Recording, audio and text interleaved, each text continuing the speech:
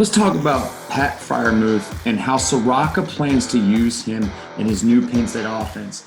He's got himself a really big weapon in Pat, and I think what you need to understand is how Soraka uses his big receivers in his offense. Because Penn State's returning pass catchers are relatively unproven, expect Pat to be the big receiver, especially early in the season, even though he's listed as a tight end. So first things first, you need to understand that Soraka is 100% a run-first guy.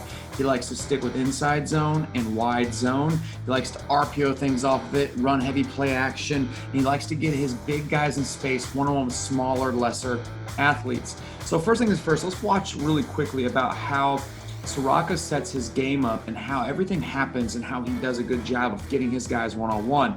Not necessarily because of speed, but because of getting space, seeing grass, and getting where he needs to be. So right now we understand that Soraka sees cover one and calls the glance RPO based off the seventh defender. So against Penn State in 2019, Penn State's a predominant 4-3 front with two high safeties. In this formation, Soraka has a true H-back. Now this might be Pat, but it might also be a different tight end because I think Soraka will want to utilize Pat's 6'5" frame and amazing ball skills by matching him up one-on-one on the outside with much smaller corners. So what happens is right here, Soraka sees the cover one, he sees that it's a man, and he's just saying that his guy is going to win one-on-one with that corner. Now really what I want you to see is I want you to see the heavy run action. They're running a simple inside zone, split zone look, and he's gonna give a heavy play ride fake, and all he's looking for is he's looking for the roll down by the safety down here at the bottom. He's gonna get his big receiver one-on-one with this corner because he likes the matchup. He gets inside release, he opens himself up. Again, it's not about speed because you have all this space on the field. It's not about speed, it's about getting his guys open in matchups that he likes. This is an easy completion for them. This is a nice 15-yard gain for Minnesota. Expect to see Pat in this role a lot. Now look again right here against Nebraska. Okay, what you're gonna see right here is you're gonna see a simple trips look. Now, if you pay attention to Soraka, he changes personnel all over the place. People always talk about how he didn't use his tight ends a lot this year at Minnesota, but what people forget is his tight ends were predominant run blockers. They weren't heavy-duty ball skill receiving tight ends. So this is something new. Now this is a big receiver for Minnesota, and all they're gonna do is they're gonna run the old school stick concept. His RPO is gonna be simply this. Based on this apex defender, he's gonna fake run action up front. He's gonna hold everything with the run action with the intention to run it. Now he sees the numbers in the box. If you take a look, they're in a bare front. They have six defenders in the box. There's only 5 guys blocking, and his number is real simple. He knows that this guy has to be the run and pass conflict guy. So he's gonna run the simple stick concept, and all he's gonna do is read this kit right here. As he opens himself up, he sees that this guy squats. He's gonna throw the stick hitch outside right here to his big receiver, allowing a one-on-one with a linebacker and allowing his big guy to have an opportunity against a linebacker, probably lesser athlete, and be able to open space. I think Soraka does a good job of doing this, and he does it with pace. Okay, lastly, I want to show you this one. Okay, this is again, you've got a tight end wing set. But Penn State's tight end group is deep enough that they have the option of using a backup at the wing, so they can line up 87 out wide. Again, you're going to see a lot of these kind of sets with Penn State this year in Happy Valley because the tight end and wing are going to force these guys into cover 3, which allows true one-on-ones across the board. That's going to allow these guys to be able to glance and post things up to get one-on-one in the grass. Again, if you take a look, okay, this is real simple. All he's doing, this is a run, that all he's doing is he's taking himself and he's reading the extra defender in the box. He sees the safety roll up. He knows he has basically a true one-on-one. Again, it's not about speed, it's about bodying up. Look at the space and grass they have right here. You get a big body on a slant, the opportunity to catch that ball is going to be really tremendous and high.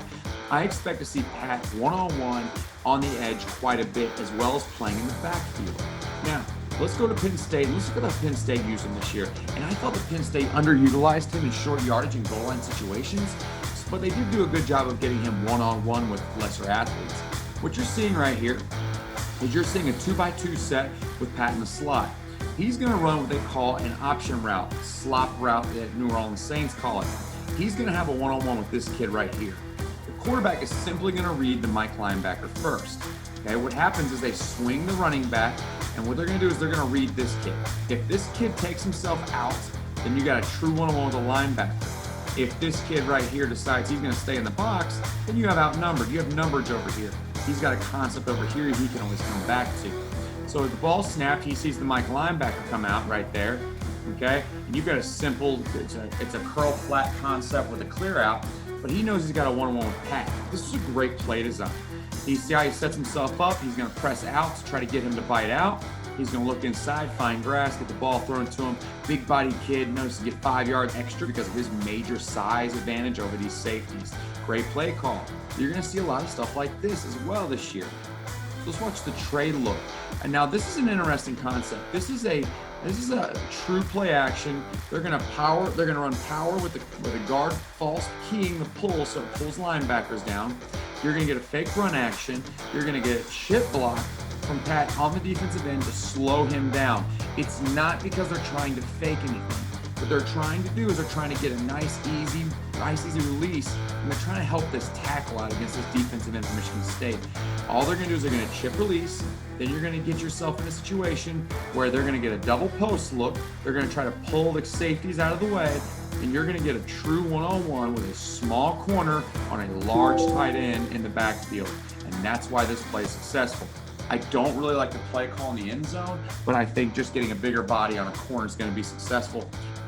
Okay, this is an old school levels concept. This is not designed for Pat to be successful. It's not designed to get him one-on-one. This is just a concept.